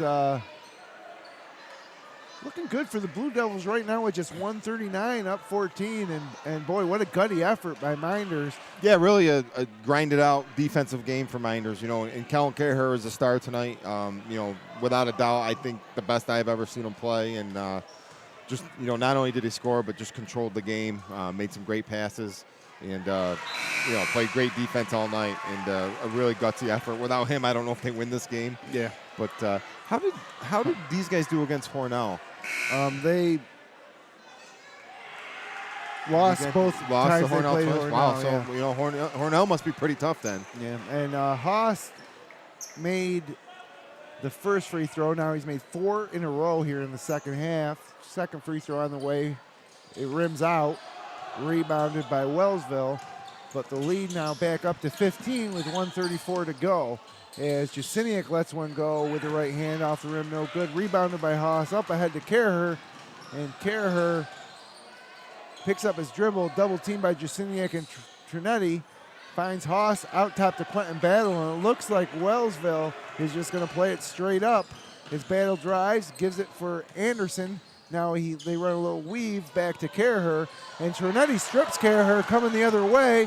Right-handed layup's good. That leads down to 13. Timeout, Wellsville. Maybe that was the first thing Caraher did wrong all night. You might be right. He's had an outstanding ball game. Looks like that's going to be a full timeout for Wellsville. Yep. That should leave him with just 1:30. Second timeout. 1:04 to go. Mynderse 57, Wellsville 44. It'll be Mynderse ball underneath their own basket. We come back from this timeout. And, yeah, really the story of the night is Kellen Caraher really provided most of the offense in the first half when points were hard to come by. And then, you know, picking right up where he left off in the second half with 8 third-quarter points. Did he have 25? He's got 25 points. Career high, and we've already talked about it, just great game by Kellen, great defense, great court awareness, did a lot of good things. I thought Devin Anderson played a good game for Mynderse. Everybody showed up on the defensive end. Darren Miller, may not have scored a lot, but affected this game in a big way. Hunter, after being real quiet in the first half, was a big factor here in the second half. So nice team win for Mynderse. And stay with us for Hopefully. the Dr. Rod Littlejohn Smiles with Style post game, where we will talk to one of the Blue Devils as Haas inbounds to Devin Anderson. Anderson dribbling against Jasiniak. Jasiniak goes for the steal, and they got an over and back. That is a terrible call. That is a terrible call. Jasiniak stole the ball from Anderson, and then Anderson got it back on the other side of half court. They called over and back. Yeah, I don't get it. The ball was tipped. That's the Allegheny. How's that over and back? It got tipped. So anyways, Trinetti hits a jump shot. It's a 3-ball. So the lead back down to 10, 57-47. And Kerr gets it across now with 40 seconds, and a foul is called. So 10-point lead, 39.4 left. Is Verk's having some words with the official, that'd be Jerome Swift. I guess what he said is Mynderse tipped it into the backcourt, so we were the last ones to touch it, which made it over and back. But we had a better angle than he did. Jasiniak tipped it looked like. But Kerr makes the first free throw. He has now made 4 straight free throws in the second half. Lead back up to 11. 39 seconds left. Mynderse growing ever closer here to the semifinal round. Another free throw by Kerr is good. He now has 27 points on the evening. And now another 3 from Trinetti's good.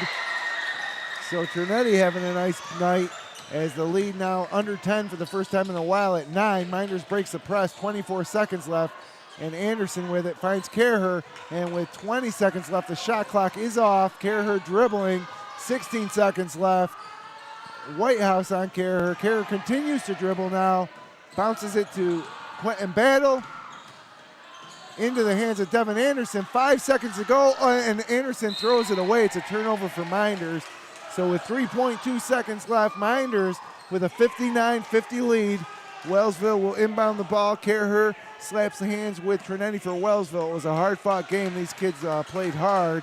Jasiniak lets a half-court shot go. His time expires, and your final score, Mynderse 59, Wellsville 50. Mynderse is heading to the Class B semifinals, where they'll face the winner of Hornell and Greece Odyssey. It wasn't easy, though, Verk. We're going to step aside. When we come back, it'll be time for the Dr. Rod Littlejohn Smiles with Style postgame show, so stay with us.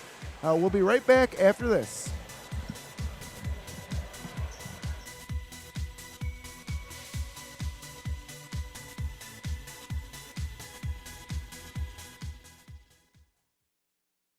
FingerLakes1.com's live coverage of Wayne Finger Lakes High School basketball is brought to you thanks to the support from Finger Lakes Partners.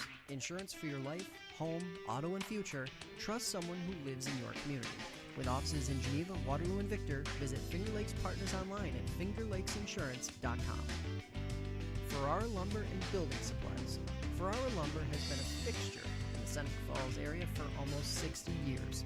Start planning your next home improvement project at ferraralumber.com. Ferrara Lumber, supporting local high school athletes since 1959.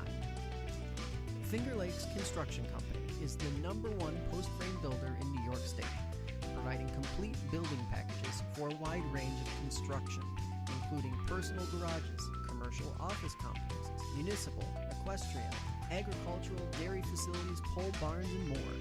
Visit them online at fingerlakesconstruction.com. The It's a Wonderful Run 5K Committee. It's a winter run like no other. Check out race videos, sign up for the next race, and learn how to get involved in the most popular holiday run around at itsawonderfulrun5k.com. Red's Place, serving great lunches daily in downtown Seneca Falls. Awesome daily specials, soup, and the best sandwiches in town. Check out their Facebook page for daily specials and their full menu. Next time you head out to see a movie, make it at the Omen Theater in downtown Lyons. You'll love relaxing in the modern, renovated theater that has the old-fashioned charm and character of the original house first opened in 1950. See what's playing this week at HomeandTheater.com. Penny's Place Family Restaurant, located on 5 and 20 in Liberty Plaza between Seneca Falls and Waterloo. Well known for their large portions and home-cooked meals, a large selection of breakfast items, and everything from burgers, salad bar, and wraps for lunch. If you want a great meal while pinching a penny, come to Penny's Place. Jimmer's Auto offers a full inventory of late model cars, trucks, and minivans. Check out their full inventory online at jimmersauto.com.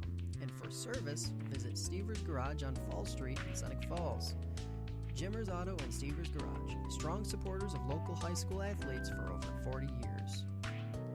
Fed up with unresponsive web designers and getting nickeled and dimed for every small website update? Call FingerLakes1.com at 315-712-0104 and take control of your web presence.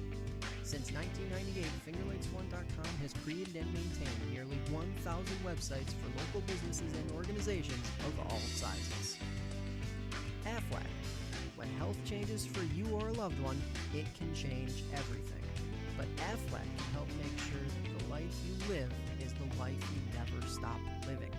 Learn more at AFLAC.com or contact Joe Calarco at 315-253-0495. And by Generations Bank, Little John Orthodontics, and Bill Cram Chevrolet.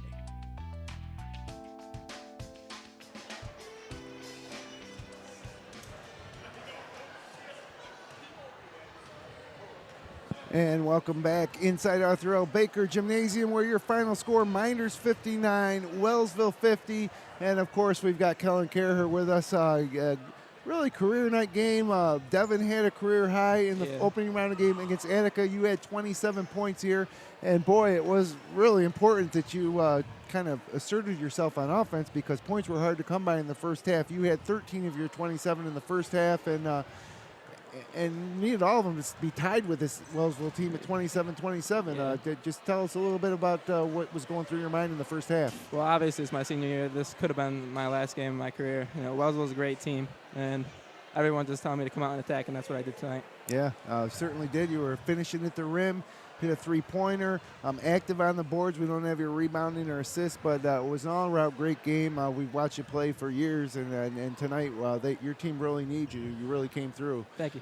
So congratulations, you guys, on the win. It's going to be Hornell or Greece Odyssey next, but, you know, a lot of times it's only a quarterfinal game, but this might be the toughest game that you have. Yeah.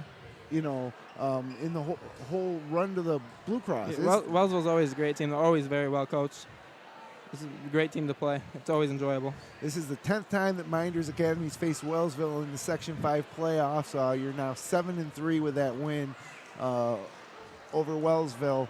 And, you know, it was they're a very physical team. It was a physical game. Just talk about I mean, I know you guys were prepared for a game, but once this game started, you had to feel like, man, this is going to be a tough one. Yeah, coach told us to come out physical right at the beginning, and we kind of struggled to start with. You know, it was getting in our heads just because they were throwing us around a little bit. But in the second half, we calmed down. Obviously, we went out to a quick lead, and it was game from there. Yeah. So, what do you know about Hornell or Greece Odyssey? I'm actually trying to get a score here. Well, I know we got tape on a couple. I think we got tape on Hornell, so I'll look over that for sure. But, you know, coach really focuses on the games we got right in front of us instead of giving us teams that we're going to play ahead.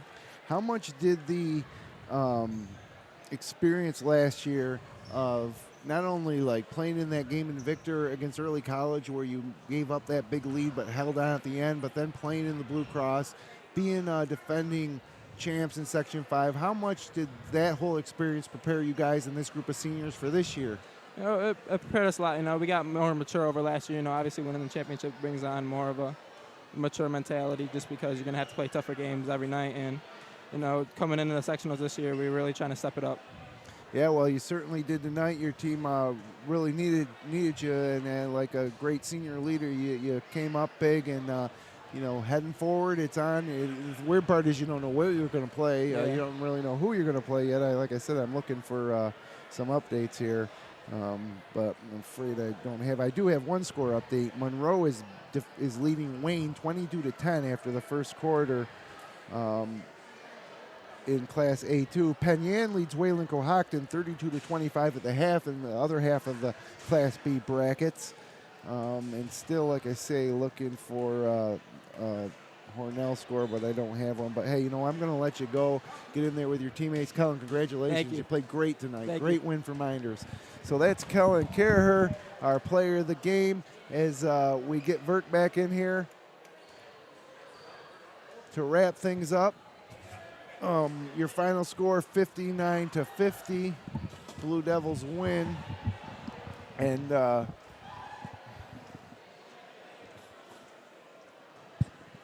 I mean, a great win for Minders. This is not a game that anybody on that Minders roster could ever live down. In the quarterfinals, and the hard part for Minders was this was a really good Wellsville team. They really had to show up to win it, and they did. Yeah, and I think moving forward, it's a great test for Minders. Wellsville was physical, and maybe. I think they got away with some stuff tonight, but a good test moving forward. If especially if we play a Hornell team, another team from out that way, where the basketball's a little bit more physical, probably. But a good all-around win, and you just talked to Kellen. Great game from him tonight. Yeah. 27 points, a bunch of assists, steals. Really controlled the game tonight, and without him, this would have been a lot closer game. He picked a nice night to have a career night. When Quentin didn't have his usual good game, and some other Robinson early didn't foul do trouble much, from the bigs, yeah. And we talked about it. Robinson and Hunter didn't score much in the first half at all. So Kellen really kept them in it early, and then some of the other guys stepped it up in the second half. And a good physical, hard-fought win for Minders. Maybe not the prettiest game, but a good game, and I think they'll benefit from this moving forward. Yeah, I'm trying to get a score from the Hornell game, the Hornell Greece Odyssey game. I haven't been able to get. I'm getting a bunch of other scores, but Wayne's down. Wayne's getting thumped there. Yeah, to Monroe, which is certainly disappointing for the Finger Lakes East fans. But run through the scoring for you real quick here. For Wellsville, it was Joe Trinetti with 19 points leading the way. He had 12 of those in the fourth quarter. Aiden Cook with 14. Max Jasiniak, 7. Jimmy McKinley and Colin Cook with 4 apiece, and Gage Caldwell with 2. This is a young team. Jasiniak, a sophomore. Trinetti, a junior. The Cook brothers, juniors. They're going to be back next year in Class B, no doubt. For Coach Ramey Alman, they end their season at 13-9. In independent, and Wellsville, like I say, they'll be a force to be reckoned with next year. For Minders, Kellen Caraher, career high 27 points, and boy, do they need him in the first half to stay with Wellsville. It was 27-27 at the half before Minders opened up a lead in the third quarter. It was Devin Anderson with 10 points, 7 of those points coming in the second half. Hunter Haas and Quentin Battle with 6 apiece. Darren Miller with 7 points, including a right-handed dunk in the first quarter. Jesse Cabot with a 3-ball in the second quarter. Your final score, 59-50. Minders improves to 19-3. They head to the Section 5 Class B semifinals. I believe that'll be on Tuesday night, Vert. Yep, Tuesday night. And we don't know the location yet, but it should be it depends on who wins the other half, Greece Odyssey or Hornell, and I believe that might have been a 7 p.m. start. So okay. We'll, of course, have the full recap on fingerlakes1.com. We'll have the full video replay of tonight's game available for you on Sunday on fingerlakes1.com, and we'll have the Upstate Hoops podcast 10 a.m. tomorrow morning, where we'll talk about all the quarterfinal action. By that time, all the semifinals will be set. We should know where Minders is playing, and it should be a fantastic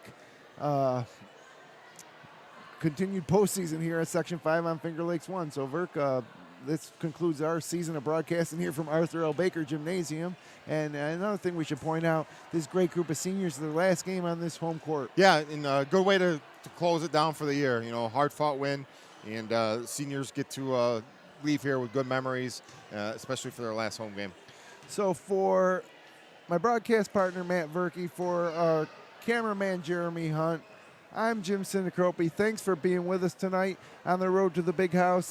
Join us for the Upstate Hoops podcast tomorrow morning, and check out Finger Lakes 1 to find out where we're going to be next week for the semifinal actions, and then, of course, championship weekend next weekend. Thanks for being with us here tonight on FingerLakes1.com. Have a great rest of your weekend.